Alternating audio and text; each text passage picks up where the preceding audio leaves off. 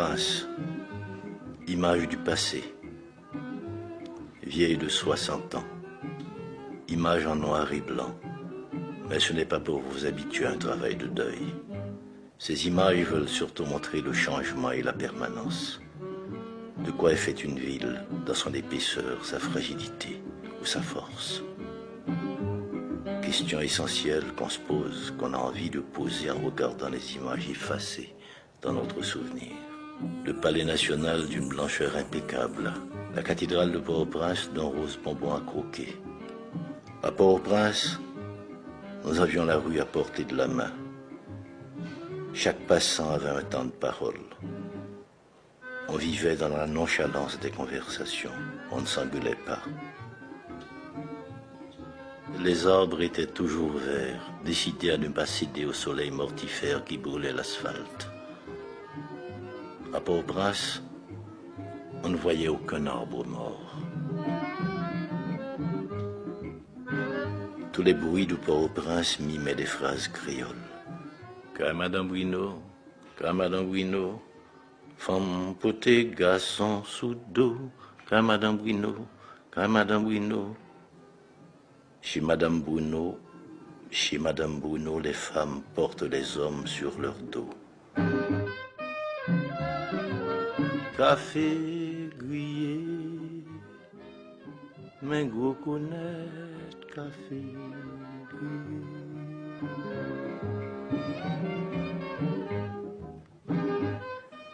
Sous les vérandas, les adultes jouaient aux cartes ou aux dominos. Ils donnaient des audiences, c'est-à-dire le petit récit vraisemblable construit à partir de la vie ordinaire.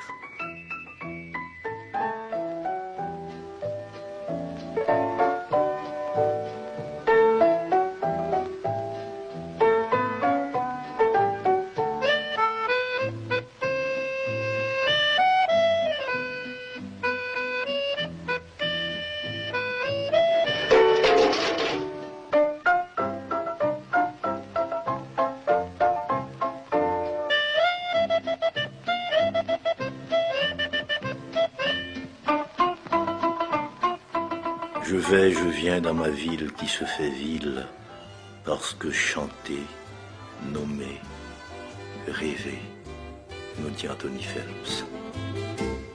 Moi fait là, you bel petit pays, qui payait nos mères des Antilles.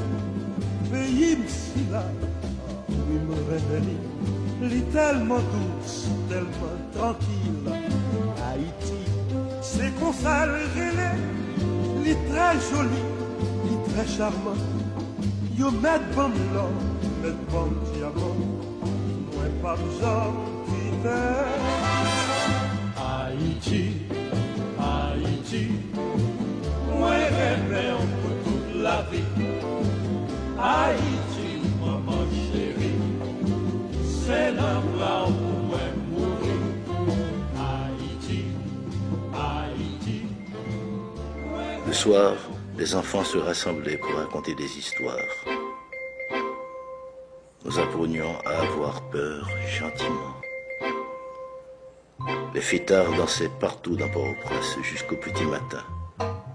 La modernité faisait son entrée lentement par les boîtes de nuit et de casinos internationaux où les gens riches acceptaient de perdre. La ville vivait la nuit. Et les néons des enseignes lumineuses donnaient à Port-au-Prince une couleur d'incendie. La ville avait ses poètes, Oussan Camille, René Bélance, Jean Brière.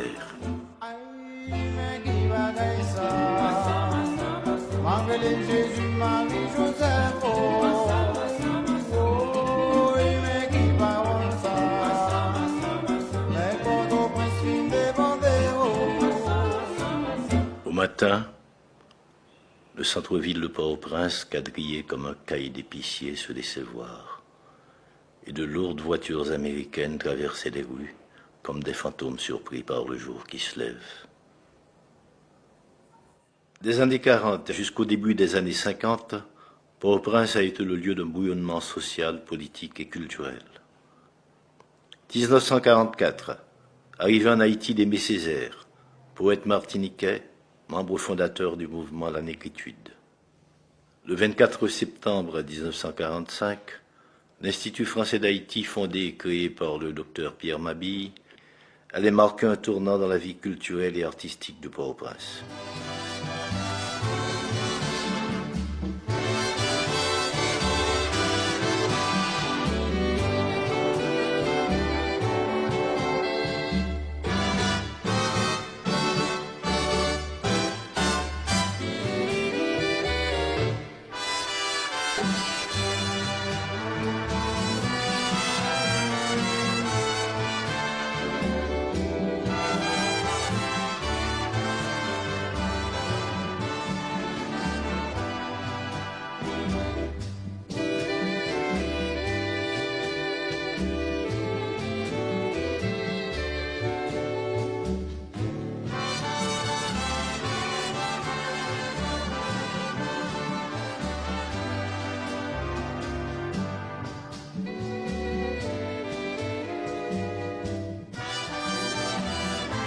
Le 4 décembre 1945, séjour d'André Breton en Haïti.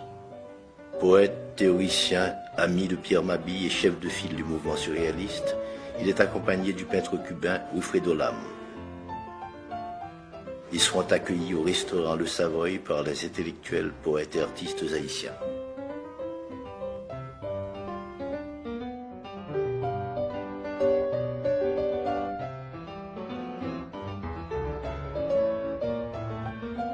André Breton, dans son discours au Savoy, nous dit ceci. « Je vois des hommes dont tout l'effort tend à se couronner du mot indépendance. Et je sais aussi qu'en France, comme dans les pays plus lointains, ce beau mot d'Haïti évoque aussitôt, sinon pour tous, des épisodes bien précis de votre histoire, du moins une volonté d'émancipation qui ne s'est jamais démentie. Ce beau mot d'Haïti a pris à plusieurs reprises des accents si pathétiques que dans l'esprit de tous ceux qui méritent de penser, il s'est gravé pour toujours. C'est un petit mot dynamique du petit nombre de ceux qui partent en avant. 1946. Chute du président Elie Lescaut. 1949. Célébration du bicentenaire de la ville de Port-au-Prince sous le gouvernement de Dumarsais-Estimé. La vie culturelle reprend ses droits. Échanges, rencontres, manifestations de danse, de théâtre, de poésie. L'Institut français quitte ses anciens locaux de l'avenue Charles Sommer pour se reloger au pavillon de France, construit à l'occasion de la grande exposition internationale de 1949, où il poursuivra ses activités jusqu'en 1999.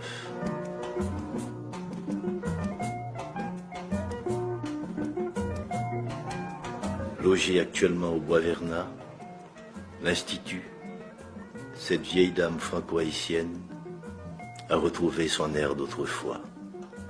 Elle semble même prête à s'accorder aux promesses du tricentenaire de cette ville, Port-au-Prince, qu'il a vu naître.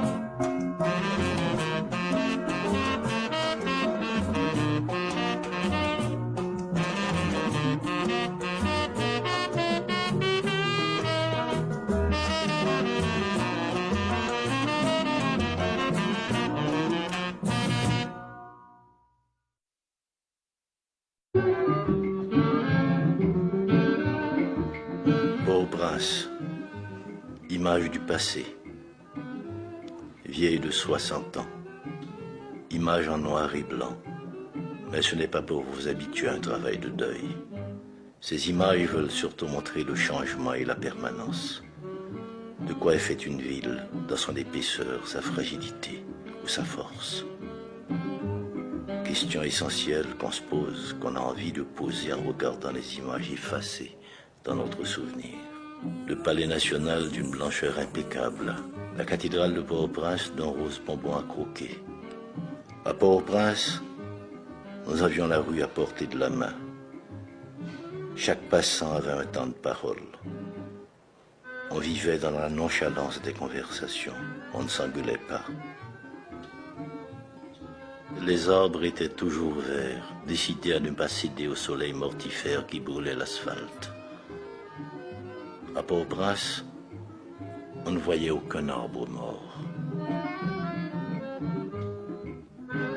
Tous les bruits de Port-au-Prince mimaient des phrases créoles. Car Madame Bruno, femme potée, garçon sous dos, car Madame Bruno.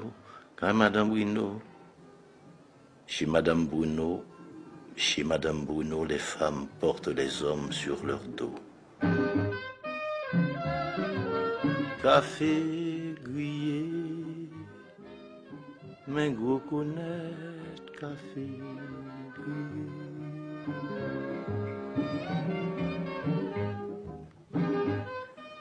Sous les vérandas, les adultes jouaient aux cartes ou aux dominos. Ils donnaient des audiences, c'est-à-dire de petits récits vraisemblables construits à partir de la vie ordinaire.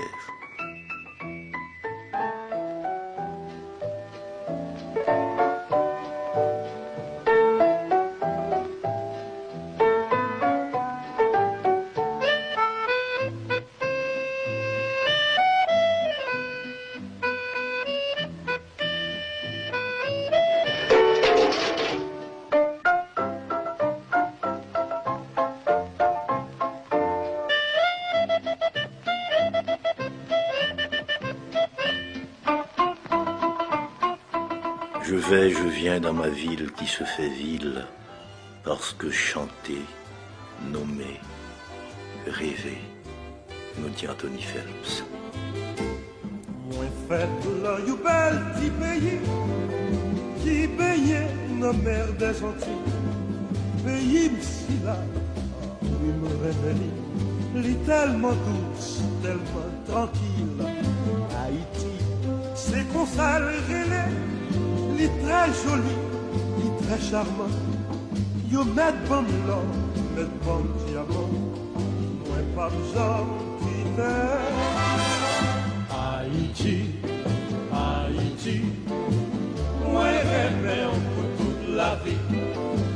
Haïti, maman chérie. C'est l'endroit où moi mourir. Haïti, Haïti. Le soir, les enfants se rassemblaient pour raconter des histoires. Nous apprenions à avoir peur gentiment. Les fêtards dansaient partout dans Port-au-Prince jusqu'au petit matin. La modernité faisait son entrée lentement par les boîtes de nuit et de casinos internationaux où les gens riches acceptaient de perdre. La ville vivait la nuit. Et les néons des enseignes lumineuses donnaient à Port-au-Prince une couleur d'incendie. La ville avait ses poètes, Oussan Camille, René Bélance, Jean Brière.